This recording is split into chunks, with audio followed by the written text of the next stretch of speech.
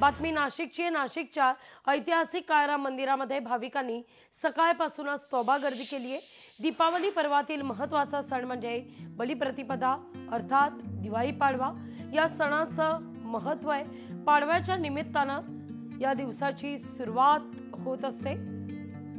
भाविकांनी देवदर्शनानं या ठिकाणी दिवसाची सुरुवात केली आहे। इडापिडा टळू दे, बळीराजाचं राज्य येऊ दे अशी प्रार्थना करत भाविक काळरामाच्या चरणी नतमस्तक होत आहेत। आढावा घेतलाय आपले प्रतिनिधी महेश महाले यांनी।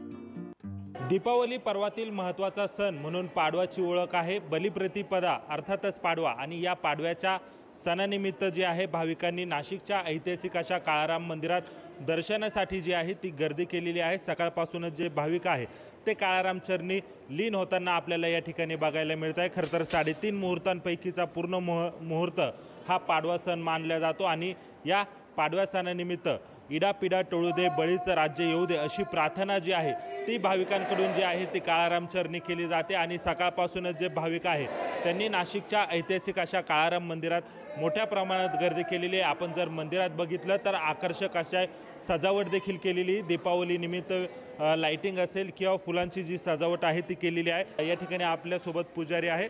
काय सांगणार, खरं तर भाविकांनी सकाळपासूनच गर्दी केलेली आहे, कशा पद्धतीने नागरिकांनी जी आहे ती गर्दी केलेली आणि काय या सणाचं महत्त्व आहे? कार्तिक शुद्ध प्रतिपदा म्हणजेच बलिप्रतिपदा पाडव्याचा सण हा काळाराम मंदिरात मोठ्या उत्साहात साजरा केला जातो। सर्व नाशिककर आणि तसेच इतर भारतातून प्रचंड प्रमाणात लोकांचा इथे दर्शनासाठी पहिला दिवस असल्यामुळे गर्दी असते।